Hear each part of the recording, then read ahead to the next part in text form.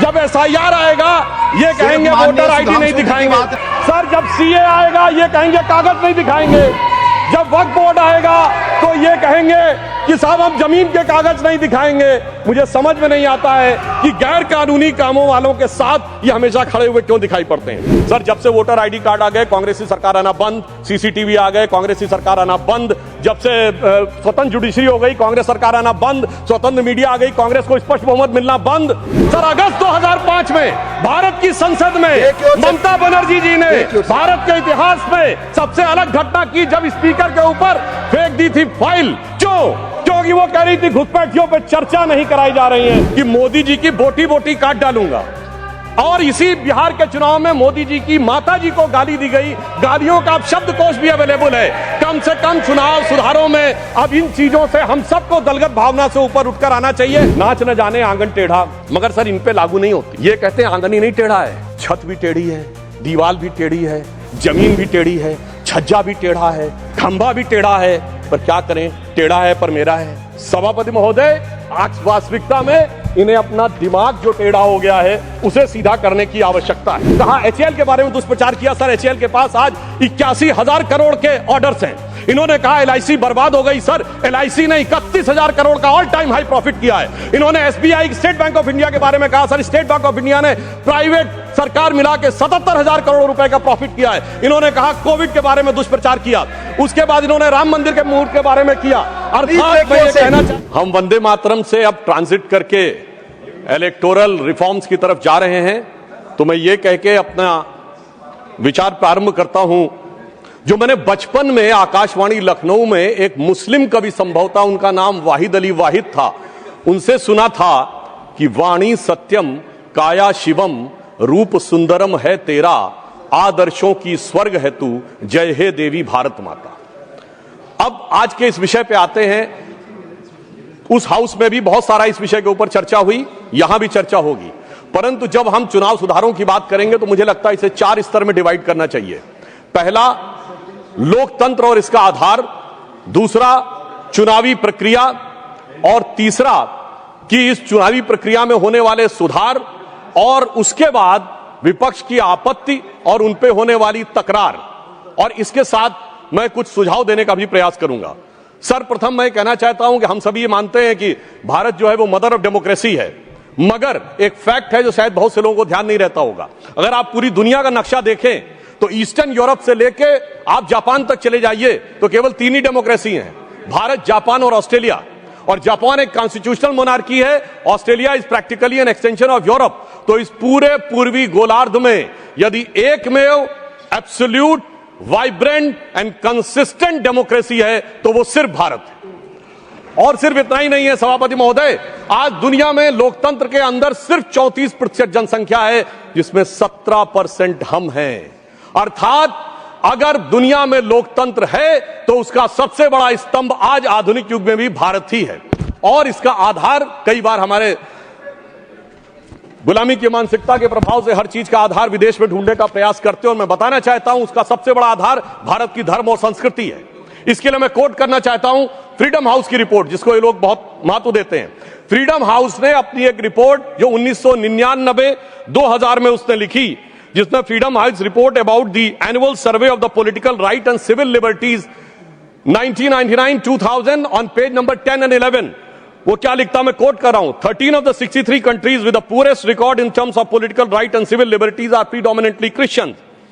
There is a strong correlation, sir इस पे ध्यान देने की आवश्यकता है, there is a strong correlation between the electoral democracy and Hinduism, and significant number of free and countries which belong to the Buddhist community. और आगे वो लिखता है, sir the Islamic world remains the most resistant to the spirit of democracy and civil rights. अर्थात आज भी दुनिया ये मानती है कि सबसे ज्यादा अगर है तो लोकतंत्र का आधार भारत में है, और इसके लिए कोई बाहर से विदेश से देखने की आवश्यकता नहीं है। बाबा साहब अंबेडकर को मैं कोट करना चाहता हूं। बाबा साहब अंबेडकर ने कहा, और कौन सी किताब जिसको ये लोग बहुत ध्यान देते हैं, annihilation of caste, page number 234 पे उन्होंने कहा, I am told that such religious principles as will be in the commencements of the liberty, equality and fraternity it may not be necessary for you to look for foreign sources and that you can draw such principles from Upanishads. Sir, ये ध्यान देने की आवश्यकता है। बाबा साहब अंबेडकर ने कहा कि समानता, बंधुता और स्वतंत्रता के सिद्धांत के लिए पश्चिम में देखने की आवश्यकता नहीं है, वो उपनिषदों में दिखाई पड़ेगा। मगर क्या बताएं सभापति महोदय, आज भी हमारे कुछ नेता जाके लंदन में खड़े होकर गुहार लगाते हैं कि भारत में डेमोक्रेसी को बचाना है। तो उनके लिए मैं एक लाइन कहना चाहूंगा कि अभी साज दिल में तराने बहुत हैं, अभी जिंदगी के फसाने बहुत हैं, डरे गैर पर भीख मांगो न फन की, जब अपने ही घर में खजाने बहुत हैं। अब मैं आगे की बात कहना चाहता हूं। देखिए, चुनावी प्रक्रिया स्वतंत्रता के बाद शुरू हुई और इसमें बहुत सारी चीजों की उस समय समस्या रही होगी। मैंने आदरणीय आडवाणी जी ने एक बार हम लोगों को बताया था कि कैसी कैसी समस्याएं आती थी। उस जमाने में लोग इलेक्टोरल रोल बनाने के लिए जाते थे और महिलाओं का नाम पूछते थे तो डांट पड़ जाती थी, क्योंकि उस समय के समाज में माना नहीं आता था कि किसी घर की महिला का नाम पूछा जाए। परंतु मैं बताना चाहता हूं सर, चुनावी प्रक्रिया पे सबसे पहली समस्या स्वतंत्र भारत में कहां आई? भारत के इतिहास की पहली इलेक्शन पिटीशन, चुनावी धांधली के विरुद्ध पिटीशन कब दाखिल हुई? 21 अप्रैल 1952। किसने दाखिल की?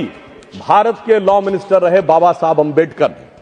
और उनके उस पिटीशन को मैं कोट करना चाहता हूं। उसके पैरा 12 में उन्होंने लिखा, the petitioner says that the aforesaid large number of double votes, 74,333 being void, has been a result of corrupt practice and undue influence on the part of the respondent number 1 and 2. Sir, बाबा साहब अंबेडकर को 74,333 vote cancel करके 14,000 vote से हारा हुआ declare कर दिया गया। मगर सभापति महोदय, ये तो थी प्रक्रिया। अब इस पे प्रतिक्रिया देखिए। तत्कालीन प्रधानमंत्री जवाहरलाल नेहरू जी की प्रतिक्रिया है। 16 जनवरी 1952 वो लखनऊ से एडविना माउंटबेटन को लेटर लिखते हैं और क्या लिखते हैं कि our success in the Bombay city and the Bombay province has been greater than expected. और सर आगे वो लिखते हैं, अंबेडकर हैज बीन ड्रॉप्ड।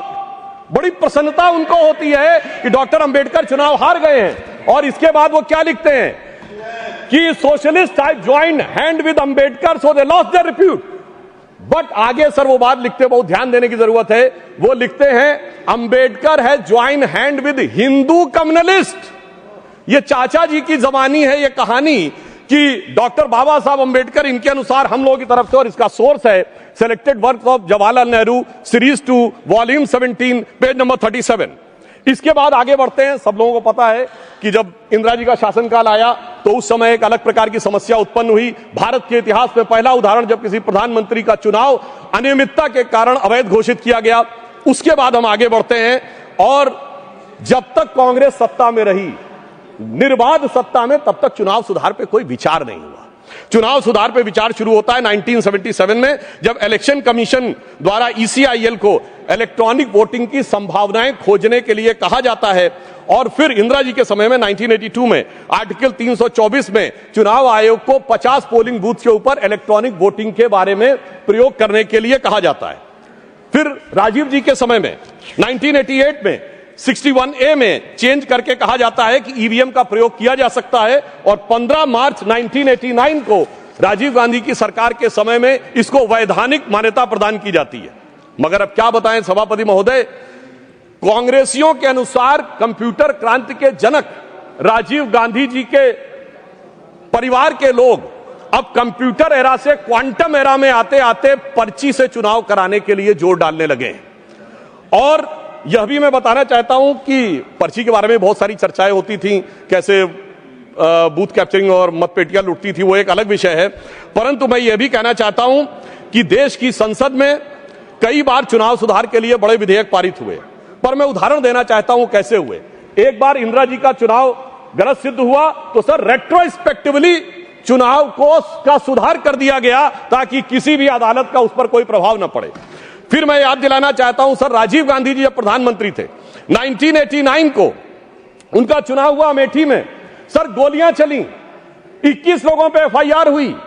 और उनके विरुद्ध कौन लड़ रहे थे? राजमोहन गांधी, महात्मा गांधी के पौत्र, और डॉक्टर संजय सिंह जो पूर्व केंद्रीय मंत्री थे, उनको इतनी गंभीर गोली लगी कि प्राणों का संकट उत्पन्न हो गया। और आरोप यह था कि प्रधानमंत्री जी के पक्ष में, और यह पुलिस की गोली नहीं थी, क्रॉस फायरिंग हो रही थी, जिसके बारे में उस समय कई अंतर्राष्ट्रीय मीडिया ने 26 नवंबर को लिखा कि भारत के 42 वर्ष के इतिहास में संभवतः यह सबसे हिंसक चुनावों में से एक। अब इसके बाद अब आइए साहब, इसके बाद हम आगे बढ़ते हैं। तो वर्तमान यूपीए सरकार का दौर आता है और उस समय बहुत से लोगों को यह तथ्य ध्यान नहीं होगा। वैसे तो नेहरू परिवार और बच्चन परिवार के बीच में बहुत मधुर संबंध थे, पर कभी कभी ज्यादा मिठास होने से डायबिटीज हो जाती है। तो वो दौर था 2006 में जया बच्चन जी की सदस्यता चली गई ऑफिस ऑफ प्रॉफिट के मुद्दे पे, क्योंकि उत्तर प्रदेश सरकार का एक पद था। अब सर यही आरोप लग गया और सोनिया गांधी जी जो उस समय नेशनल एडवाइजरी काउंसिल की चेयरमैन थी, उन पर भी ऑफिस ऑफ प्रॉफिट का विषय लग गया और इस कारण से उनकी सदस्यता भी चली गई। मगर सभापति महोदय, जो आज संविधान की दुहाई देने की बात करते हैं, सोनिया जी जब तक चुनाव दोबारा गईं, लड़के आईं, तब तक चुनाव में संशोधन करके ऑफिस ऑफ प्रॉफिट का नियम ही बदल दिया गया ताकि पीएम ने सुपर पीएम की पदवी को सुरक्षित कर दिया। अब मैं यह भी बताना चाहता हूं सर, उसके बाद वास्तविक अर्थों में चुनाव सुधार की शुरुआत तब हुई जब भारतीय जनता पार्टी शक्तिशाली हुई, 1990 का दशक, और ये देश की यूनिपोलर पॉलिटिक्स बाइपोलर हुई। वोटर आईडी कार्ड 1993 में आया, केंद्रीय सुरक्षा बलों की तैनाती 1996 में प्रारंभ हुई। पहले बूथ वाइज काउंटिंग नहीं होती थी सर, उसमें आसानी जानते क्या होती थी कि अगर किसी मतपेटी में ज्यादा बूथ कैप्चरिंग करके मत डाल दिए तो उसमें काउंटिंग का चक्कर ही नहीं है, सब मिला दिए जाते थे। वो शुरू हुई। अटल जी की सरकार के समय में सीसीटीवी का प्रयोग शुरू हुआ, पहले प्रायोगिक तौर के ऊपर, और 2005 से सीसीटीवी की परमानेंट सीसीटीवी यूज होने लगा। अब इसे महज संयोगी माने कि 2005 के बाद से कभी राजद और कांग्रेस को बिहार में बहुमत का अधिकार नहीं मिला।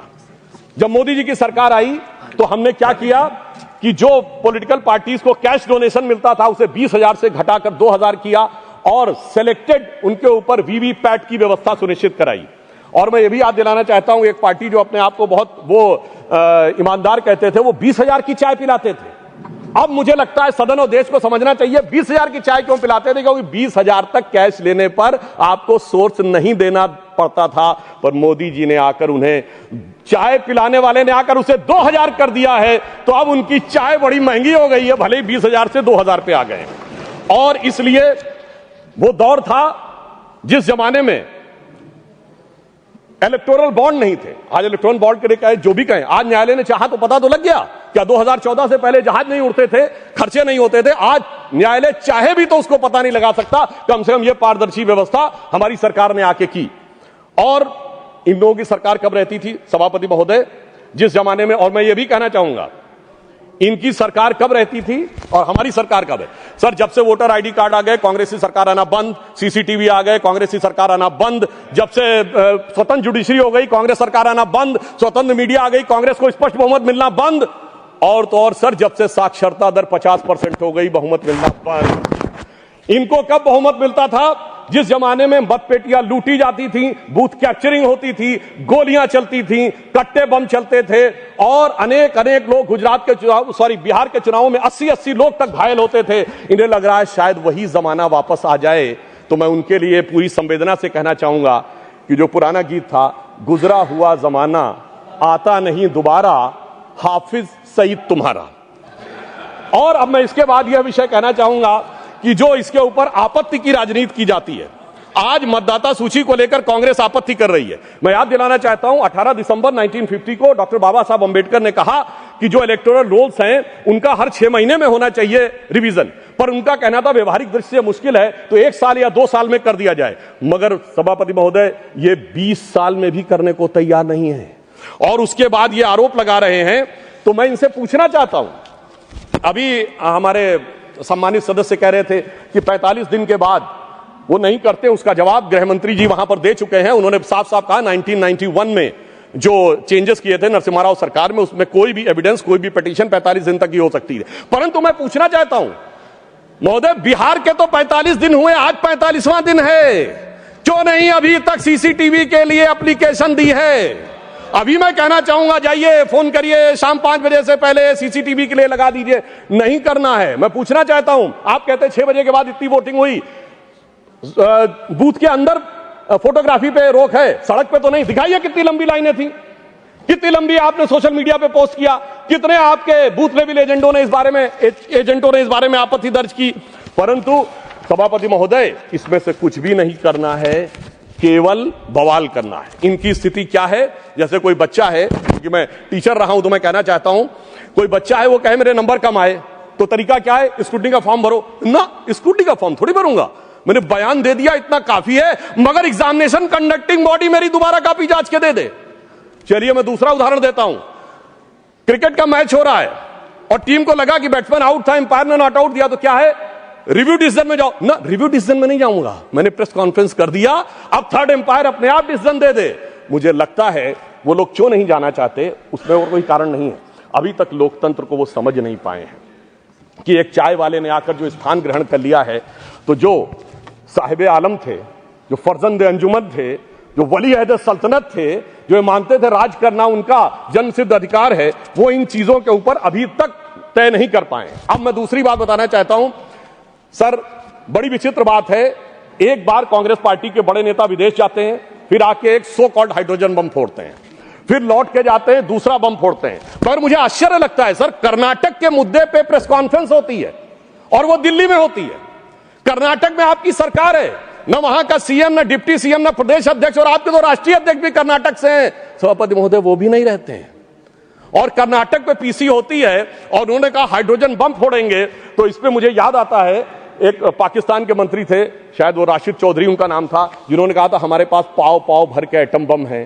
मगर मुझे लगता है जो कांग्रेस ने हाइड्रोजन बम छोड़ा वो शायद पाव भर का नहीं, छटाक भर का भी नहीं था। और वैसे मैं ये भी बता देना चाहता हूं, आप जब सरकार में थे तब भी बम नहीं छोड़ पाए थे। 1974 का परमाणु विस्फोट बम के लिए नहीं हुआ था। सरकार का ऑफिशियल बयान था कि ये केवल शांतिपूर्ण कार्यों के लिए हुआ है। ऑन द कॉन्ट्रेरी 11 और 13 मई 1998 को अटल जी की सरकार ने जब किया तो भारत ने कहा था we are the nuclear state. तो हाइड्रोजन बम सरकार में भी हम ही ने बनाया था, और आप न विपक्ष में कर पा रहे हैं न सत्ता पक्ष में रह के कर पा रहे थे। अब मैं दूसरी बात कहना चाहता हूं, जो वोट चोरी की बात बहुत होती है, तो मैं याद दिलाना चाहता हूं, बिहार का चुनाव संपन्न हुआ है। कोई कहे चोरी हो गई तो उसके पास कुछ होना चाहिए सामान जिसकी चोरी हो गई। तो मैं आंकड़ा रखना चाहता हूं सदन के सामने, विगत 35 सालों से किस ढंग से कांग्रेस का वोट घट रहा है। 1990 में 71 सीटें जीती, 24% वोट, 103 पे जमानत जब्त। 1995 29 सीटें जीती, 16% वोट, 167 पे जमानत जब्त। सन 2000 में 23 सीटें जीती, 11% वोट, 231 पे जमानत जब्त। 2005 में पूरी सीटें लड़े नहीं, कुल लड़े 58, जिसमें जीते 9, 6% वोट। और 2010 में सर 4 सीटें जीते, 6% वोट पाया, 216 पे जमानत जब्त। भाई साहब मैं पूछना चाहता हूं, आपके पास था क्या जो चोरी हो गया? इसीलिए मुझे एक चीज याद आती है, जो हमारे ग्रामीण क्षेत्रों में एक कहावत है कि जब वो चोरी की गुहार लगाते हैं तो फटक चंद गिरधारी, ना लुटिया ना थारी, और चौराहे पे चीख रहे हैं चोरी हो गई हमारी। अब मैं ये भी बताना चाहता हूं सर, एक बात और इससे अच्छी हो गई, जब इन्होंने मतदाता सूची पर आरोप लगाना शुरू किया है, इसका अर्थ ये हो गया सर ईवीएम के आरोप से विड्रॉ कर लिया है। क्योंकि ये तो कहते थे ईवीएम में गड़बड़ है, बटन दबाते हैं वोट भाजपा को पहुंच जाता है। यदि इनका आरोप सही माना जाए, मैं एक बात कह रहा हूं, यदि इनका आरोप सही माना जाए, अगर ईवीएम मैनेज थी तो किसी को वोटर रोल मैनेज करने की जरूरत क्या है? या तो वो सच था या ये सच है। हकीकत न वो सच था न ये सच है। इनके दिमागों में जैसे आज ईवीएम से पीछे हटे हैं, हकीकत में क्या है इनकी स्थिति सभापति महोदय ये है कि कहावत होती है नाच न जाने आंगन टेढ़ा, मगर सर इन पे लागू नहीं होती है। ये कहते हैं आंगन ही नहीं टेढ़ा है, छत भी टेढ़ी है, दीवार भी टेढ़ी है, जमीन भी टेढ़ी है, छज्जा भी टेढ़ा है, खंभा भी टेढ़ा है, पर क्या करें, टेढ़ा है पर मेरा है। सभापति महोदय वास्तविकता में इन्हें अपना दिमाग जो टेढ़ा हो गया है उसे सीधा करने की आवश्यकता है। और अंदर लाइटर नोट में एक और बात कहना चाहूंगा, प्राचीन काल में अश्वमेध यज्ञ होता था, तो अश्वमेध यज्ञ का घोड़ा छोड़ा जाता था। मैं यहां कैवियट लगा कह दूं, मैं किसी के व्यक्तिगत अपमान के लिए नहीं, उपमान के लिए कह रहा हूं, ठीक, फॉर द सिमिली। सर वो जब छोड़ा जाता था तो जहां जाता था वहां विजय का मार्ग प्रशस्त कर देता था, पर इनके पास एक ऐसा अश्वमेध यज्ञ का घोड़ा है जो जहां जाता है पराजय का मार्ग प्रशस्त कर देता है। और मैं यह भी कहना चाहता हूं, सिर्फ हमारे नहीं, भारतीय जनता पार्टी से नहीं, सर केरल में तो हम नहीं हैं, सत्ता में कभी नहीं आए। केरल में एक बार लेफ्ट फ्रंट आता था, एक बार यूडीएफ आता था, पर जब से ये वहां पहुंचे हैं ऐसा यज्ञ किया है कि इस बार एलडीएफ दोबारा आ गया। मैं पूछना चाहता हूं केरल में वोट चोरी किसने कर ली मेरे भाई बताओ? क्योंकि कारण क्या है कि जो इन बात को समझने के लिए तैयार नहीं रहते हैं, उसका एक कारण। दूसरा ये कहते हैं परसेंटेज ऑफ वोट हमारा बड़ा देखिए नजदीक था फिर भी सीटें क्यों कम हो गई, उसका कारण है इनको वोट का वितरण देखना चाहिए। मैं उदाहरण देना चाहता हूं, हरियाणा में सबसे बड़ी जीत किस कॉन्स्टिट्यूएंसी में हुई? हुड्डा साहब नहीं जीते, फिरोजपुर जिरका में मम्मन खान 98,000 से जीते। झारखंड में सबसे बड़ी जीत कहां पे हुई? वहां पे पाकुड़ क्षेत्र में निशात आलम 86,000 से जीते। दिल्ली में आम आदमी पार्टी के मटिया महल में 42,700 से जीते आले मोहम्मद इकबाल। और लोकसभा चुनाव में सबसे बड़ी जीत असम की धुबरी सीट पर कांग्रेस के रकीबुल हसन 10,25,000 से जीते। तो मैं इनसे कहना चाहता हूं, आपका वोट का वितरण समान नहीं है, कहीं कहीं ज्यादा गहरा है। जहां दिल का रिश्ता ज्यादा गहरा है वहां वोट ज्यादा गहरा है। जब आप उसको समझ पाएंगे तो ये वोट परसेंटेज के अंतर को आप भली भांति समझ सकते हैं। और मैं एक और बात कहना चाहता हूं कि जो लोग आज वोट का आरोप लगाते हैं सभापति महोदय, वो खुद का चुनाव कैसे कराते हैं?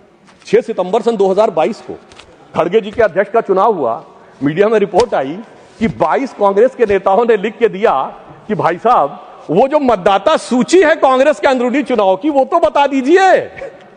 और मतदाता सूची कांग्रेस ने अंदरूनी चुनाव की नहीं दिखाई। और वो लोग कह रहे हैं कि 28 पीसीसी हैं प्रदेश कांग्रेस कमेटियां, क्या सबके पास जा जाकर हमें वो लेनी पड़ेगी? मगर साहब, जिन्होंने अपनी मतदाता सूची नहीं दिखाई, चुनाव आयोग को मतदाता सूची के लिए लिख नहीं रहे हैं और वो आकर हमें ज्ञान दे रहे हैं, इन्हीं के लिए कहा गया है खुद मियां फजीहत और दूसरों को नसीहत। और वैसे कांग्रेस में पूर्व में सीताराम केसरी जी किस ढंग से हटे ये सबको पता है। कांग्रेस के आंतरिक चुनाव में जब जब चुनाव हुआ तब तक कांग्रेस टूट जाती थी। मैंने बचपन में अटल जी का एक भाषण सुना था और वो उसमें उन्होंने कहा कांग्रेस के तो इतने टुकड़े हुए, Congress R, Congress S, Congress U, Congress O, Congress I, Congress U, Congress मैं, कांग्रेस तू, कांग्रेस आई, कांग्रेस गई। अब ये मैं बताना चाहता हूं, ये इकलौती पार्टी है जिसने महोदय राष्ट्रपति चुनाव में अपने अधिकृत उम्मीदवार को हरवा दिया। देखिए चुनाव और संविधान के प्रति कितनी इनके अंदर अच्छा। और उस विषय का उल्लेख दूसरे सदन में कर चुके हैं गृह मंत्री जी कि 1946 में किस ढंग से नेहरू जी चुनाव जीते। मगर महत्वपूर्ण बात यह है ये विश्व का इकलौता चुनाव होगा जो 26 अप्रैल 1946 को कैबिनेट मिशन प्लान के तहत हुआ था, जिसमें नेहरू जी 0 वोट पाकर बन गए। 1 वोट पट्टाभी रमैया को, 1 वोट कृपलानी जी को और सारे वोट सरदार पटेल को, 0 वोट नेहरू जी को। और सोर्सेस की बात करेंगे, मौलाना आजाद की किताब इंडिया विंस फ्रीडम और कृपलानी जी की किताब माई डेज विद गांधी और India from Curzon to Nehru and thereafter Durgadas की किताब, उसमें जाके एक एक चीज का वर्णन पढ़ लें। मगर महत्वपूर्ण बात क्या है महोदय, महात्मा गांधी चाहते थे कि नेहरू आए, मगर फिर भी प्रदेश कमेटियों ने नहीं भेजा। आज मैं कहना चाहता हूं सोनिया गांधी जी ने चाहा तो कम से कम प्रदेश कमेटियों ने नेहरू खड़गे जी का नाम तो भेज दिया। मतलब आज सोनिया गांधी जी उस समय की महात्मा गांधी ज्यादा ताकतवर दिख रही हैं और खड़गे जी नेहरू जी से ज्यादा ताकतवर दिख रहे हैं। कम से कम इस बात को इनको समझना चाहिए। और उससे पहले सभापति महोदय, आजादी से पहले के दौर में 1916 में इन्होंने सेपरेट इलेक्ट्रेट मान लिए मुस्लिम लीग के। और आज की जनरेशन को ना पता हो, सर पृथक निर्वाचन क्षेत्र जानते क्या होते थे? कोई रिजर्व कॉन्स्टिट्यूएंसी नहीं थी, प्रत्याशी भी मुस्लिम होगा, वोट देने वाला भी मुस्लिम होगा। और उन कॉन्स्टिट्यूएंसीज का नाम था मोहम्मडन कॉन्स्टिट्यूएंसीज और बाकी का जनरल नहीं, नॉन मोहम्मडन कॉन्स्टिट्यूएंसी, जैसे देश मोहम्मडन का ही हो। इसलिए महोदय तब ये इन्होंने पृथक निर्वाचन क्षेत्र बनाए थे। अब ऐसा लग रहा है कि घुसपैठियों के लिए पृथक निर्वाचन क्षेत्र बनाने का प्रयास कर रहे हैं। अब जो एसआईआर के ऊपर इनको आपत्ति है, तो मैं सिर्फ एक फैक्ट रखना चाहता हूं, बिहार में सीमांचल से जुड़े तमाम जिलों के अंदर कुल आबादी से 125% आधार कार्ड है। उसके बाद इनको नहीं लगता कि उसकी जांच होनी चाहिए। यदि 5 महीने के अंदर 5-5 लाख लोग रेजिडेंसी के लिए अप्लाई कर रहे हैं और ज्यादातर के आधार कार्ड बंगाल के सीमावर्ती जिलों से बने हुए हैं, इन्हें नहीं लगता कि उसके ऊपर होना चाहिए। मैं याद दिलाना चाहता हूं अगस्त 2005 में ममता बनर्जी जी, हाँ जी बिल्कुल, आप बैठिए, बिल्कुल साहब, ये सबको पता है, बिल्कुल ये रिकॉर्ड है, आप सुनिए। और ऑथेंटिक बोल रहा हूं सभापति महोदय, अभी इनके लिए और समस्या होने वाली है। सर अगस्त 2005 में भारत की संसद में ममता बनर्जी जी ने भारत के इतिहास में सबसे अलग घटना की जब स्पीकर के ऊपर फेंक दी थी फाइल। क्योंकि वो कह रही थी घुसपैठियों पे चर्चा नहीं कराई जा रही है। मगर आज ये लोग कैसे बदल गए, इसे देख के मुझे याद आता है सभापति जी कि देख तेरे संसार की हालत क्या हो गई, भगवान कितना बदल गया इंसान। अब मैं ये भी कहना चाहता हूं, मुझे ये समझ में नहीं आता है सभापति महोदय कि ये लोग गैर कानूनी चीजों के साथ क्यों खड़े होते हैं। जब एसआईआर आएगा ये कहेंगे वोटर आईडी नहीं दिखाएंगे। बात रिकॉर्ड पे जा रही है, प्लीज टेक योर सीट। अब सुनिए सर, जब सीए आएगा ये कहेंगे कागज नहीं दिखाएंगे, जब वक्फ बोर्ड आएगा तो ये कहेंगे कि साहब हम जमीन के कागज नहीं दिखाएंगे। मुझे समझ में नहीं आता है कि गैर कानूनी कामों वालों के साथ ये हमेशा खड़े हुए क्यों दिखाई पड़ते हैं।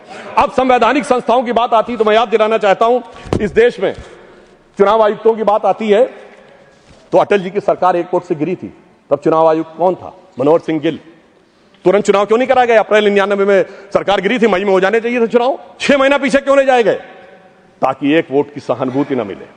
और ये इस जनता का आशीर्वाद और भगवान की कृपा कि सितंबर अक्टूबर 99 में हम दोबारा चुन के आए और पर्दाफाश हुआ जब वही चुनाव आयुक्त, देश के इतिहास के इकलौते चुनाव आयुक्त जो जाकर दूसरी सरकार में मंत्री बन गए, और वो लोग आकर आज हमें कहने का प्रयास करते हैं कि मंत्री बने। संवैधानिक संस्थाओं की अगर दूसरी बात करें, सुधांशु जी, माननीय चेयरमैन ने कहा है किसी चुनाव आयुक्त पर कोई टिप्पणी न करें। ठीक, अगर ये आपको लगे तो मैं सिर्फ ये कह देना चाहता हूं, इसको विड्रॉ कर लीजिएगा।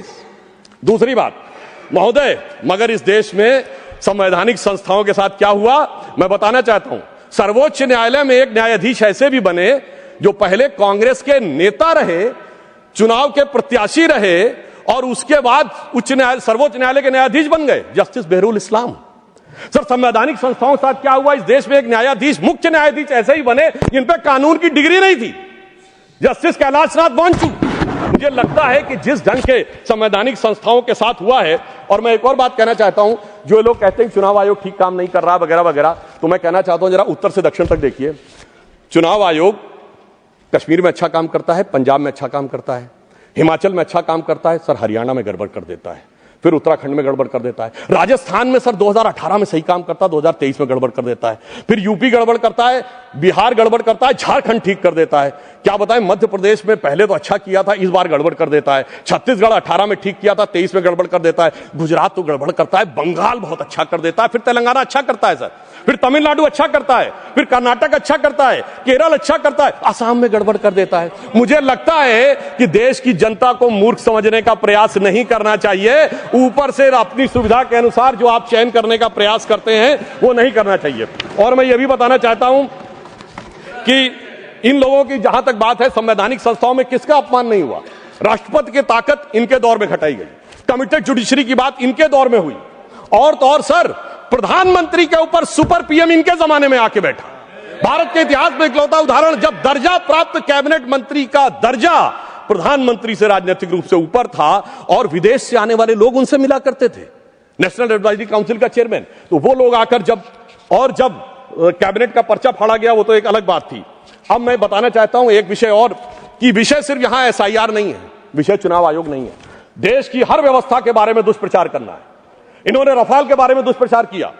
इन्होंने जाकर उस समय कहा, 20 जुलाई 2018 को लोकसभा में आके कहा कि फ्रांस के राष्ट्रपति से बात हुई और उन्होंने रफाल के लेकर आपत्ति दर्ज की। शाम तक फ्रांस की सरकार का खंडन आ गया।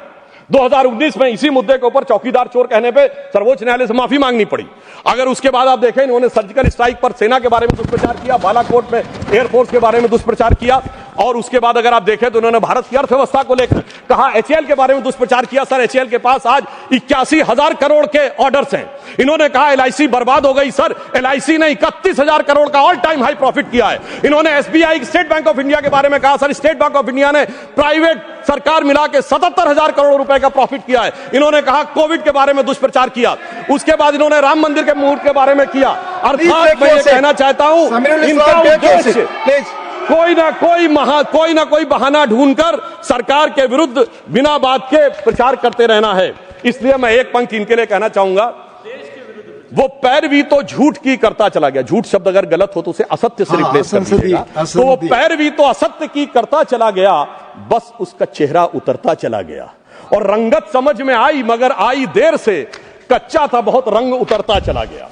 अब मैं बताना चाहता हूं सर, बिहार का हाल का संपन्न चुनाव हुआ है। ये लोग वो हैं जो राजनीति का शॉर्टकट करते हैं, जातियों का कॉम्बिनेशन बनाओ, जैसे कभी गुजरात में खाम KHAM, फिर कभी हरियाणा में अजगर, तो कर्नाटक में अहिंदा, तो कभी यूपी बिहार में MY। तो एक जमाने में लालू प्रसाद यादव जी कहे थे कि बिहार में भूरा बाल साफ कर रहा हूं, 4 जातियों का नाम लेकर। मगर सर, उनके पिताजी बेटे ने कहा, अरे काहे परेशान हो रहे हैं? बेटे ने तो सर काम ही खत्म कर दिया।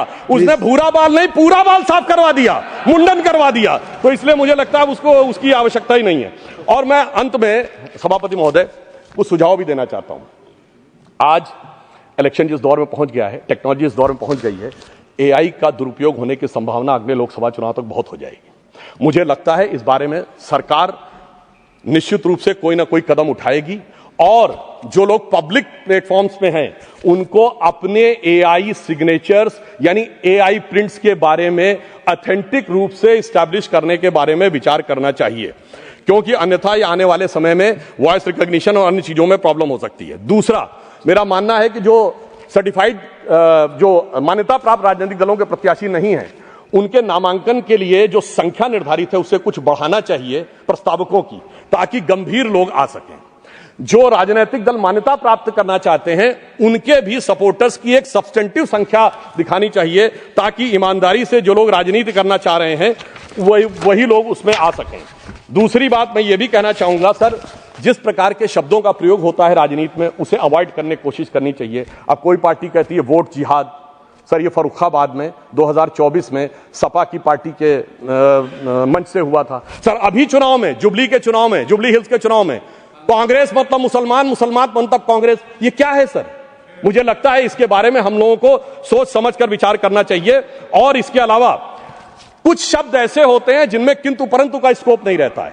जैसे उदाहरण के लिए, अगर कोई यह कह रहा है कि मोदी जी की बोटी बोटी काट डालूंगा और इसी बिहार के चुनाव में मोदी जी की माता जी को गाली दी गई, गालियों का अब शब्दकोश भी अवेलेबल है। कम से कम चुनाव सुधारों में अब इन चीजों से हम सबको दलगत भावना से ऊपर उठकर आना चाहिए, अन्यथा वो अराजकता की तरफ, भाषा की अराजकता से समाज में अराजकता की तरफ जा सकते हैं। और मैं एक और बात कहना चाहता हूं सर, जिस ढंग के चुनावी वादे किए जा रहे हैं, कोई कह रहा हर घर को सरकारी नौकरी दे देंगे, और 2024 में सर कांग्रेस ने कहा 8,500 खटाखट खटाखट खटाखट। तो मैं ये बताना चाहता हूं सर, 1 लाख रुपए हर परिवार को देने की बात कहते हैं। भारत की 145 करोड़ की जनसंख्या है सर, 1 मिनट में खत्म कर रहा हूं। उसमें कुल मिला के 31 करोड़ परिवार हैं, यानी 31 लाख करोड़ बांटेंगे और भारत की रेवेन्यू रिसीव 2024 में 27 लाख करोड़ थी। इससे बात समझ में आ जाता है कि वो किस प्रकार से लोगों में भ्रम पैदा करने का प्रयास कर रहे हैं। पर अंत में मैं ये कहना चाहता हूं कि आप जिस प्रकार के लोगों को साथ में लेकर सोच रहे हैं कि आप चुनाव जीत जाएंगे, यह भविष्य में आपके लिए बहुत बड़ी चुनौती बनेगी। एक उदाहरण सर मैं अवश्य देना चाहूंगा। सिलहट का चुनाव हुआ था, भारत के इतिहास में इकलौता चुनाव जिसमें यह तय होना था विभाजन से पहले कि वो भारत में रहेगा कि बांग्लादेश में।